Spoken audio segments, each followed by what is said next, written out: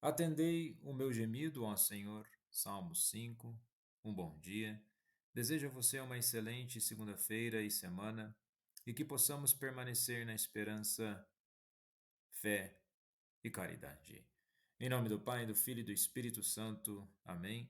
Recorramos sempre à poderosa intercessão de Maria Santíssima, nossa Mãe, e de São José, o Justo. E o gemido mencionado no Salmo de hoje traz a realidade da dimensão humana que muitas vezes pode passar por aspectos de angústia, desespero, preocupação, aflições, conflitos, ou seja, as dimensões que podem tirar a paz da realidade humana. E muitas vezes o ser humano sofre dessas aflições por causa da injustiça. E veremos que na leitura de hoje, o que Jesus pede é que o espírito renovado, tendo em mente a justiça que leva à retidão da prática, restabelece o equilíbrio nas relações. Vejamos que na primeira leitura de hoje, do primeiro livro de Reis, capítulo 21, do versículo 1 ao 16, temos uma infeliz situação. O reino de Israel, durante o reinado de Acabe, estava em uma época de apostasia e idolatria. Apostasia seria um desvio da fé, fortemente influenciada pela rainha Jezabel, que promoveu o culto a Baal. Acabe, apesar de ser o rei, mostrava-se fraco e facilmente manipulado por Jezabel. E vejamos o contexto rapidamente aqui. Nabote possuía uma vinha próxima ao palácio de Acabe, indicando sua proximidade com o poder e a tentação que isso traria. Acabe oferece uma troca justa, uma vinha melhor ou dinheiro. Parece uma proposta razoável, mas Nabote tinha motivos para recusar. E sendo assim, recusando, ele cita a lei judaica que proibia a venda permanente da herança familiar, conforme está em Levítico 25, do versículo 23 ao 28. E para Nabote, a vinha não era apenas uma propriedade, mas uma herança sagrada. Acabe reage como uma criança mimada, aborrecido, recusando-se a comer, e sua atitude revela sua fraqueza e falta de caráter. E Jezabel percebe o comportamento de Acabe e decide intervir. Acabe explica então a situação a Jezabel, expressando sua frustração com a recusa de Nabote. Jezabel, assumindo o controle, repreende Acabe por sua fraqueza e promete resolver o problema de forma impiedosa. E Jezabel usa o nome e o selo de Acabe para enviar ordem aos líderes da cidade de Nabote, indicando o uso abusivo da autoridade real. Ordena a proclamação de um jejum fingindo uma situação de crise ou pecado na comunidade e manda colocar Nabote em destaque, preparando o terreno para a acusação. Instrui a contratação de 2 falsos testemunhos, homens ímpios, para acusar Nabote de blasfêmia, crime punível com a morte segundo a lei.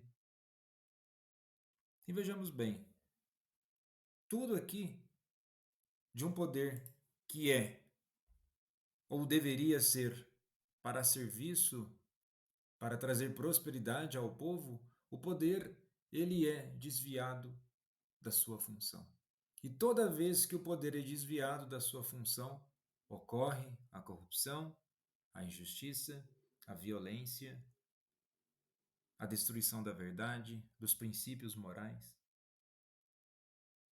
E de onde surge tudo isso? Do interior do ser humano.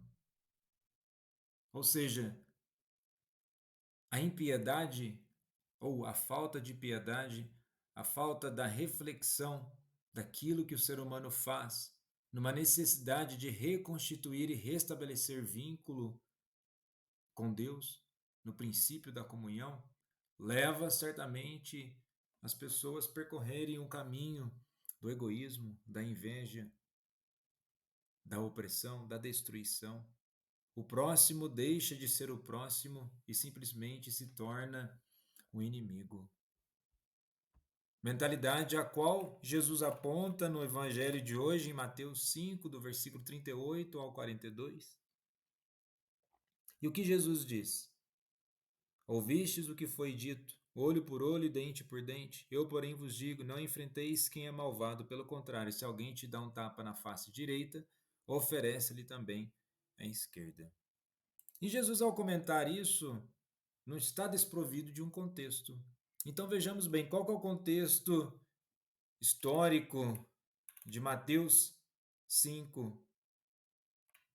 É conhecido como Sermão da Montanha, a sequência aqui da leitura, identificando aqueles que são abençoados e continua com lições para discípulos justos, conceitos curtos sobre influência, obediência, assassinato, adultério, divórcio, juramento, enfim, uma preocupação com o caráter do ser humano.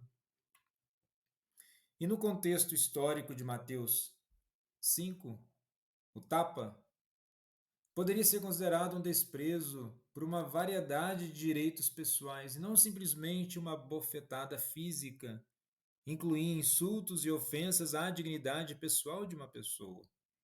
Nos dias de Jesus, Israel era território ocupado pelos romanos, e seus judeus, como súditos de Roma, não atendessem aos pedidos de um soldado romano de qualquer coisa, desde um copo de água, com água até a entrega de bens pessoais, era comum um golpe rápido na bochecha direita.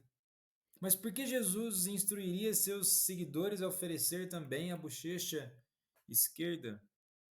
Bom, os soldados romanos tendiam a ser destros.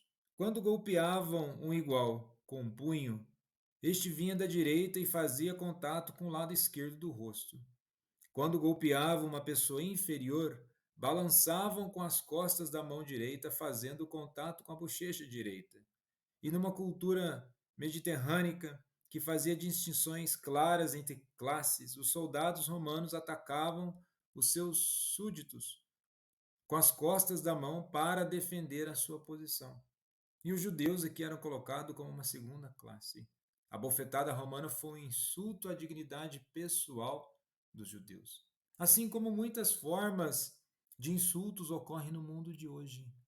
O que Jesus coloca aqui não é que nós devemos simplesmente ser bobos e aceitar a violência sob qualquer forma. Não é isso. Ele não está aqui anulando o direito da defesa e também não está incitando a violência. O que ele diz que é preciso uma recuperação, o resgate do sentido daquilo que é justo, daquilo que é correto, daquilo que é proveniente de uma cultura de paz. Lembrando que cultura de paz não é uma cultura permissiva, onde tudo pode e tudo está certo. Novamente, é uma restauração, assim como recuperação de uma mentalidade a qual o espírito não pode ser de injustiça e sempre na busca da verdade, solidariedade e construção do reino de Deus. Jesus, manso e humilde de coração, fazei o nosso coração semelhante ao vosso.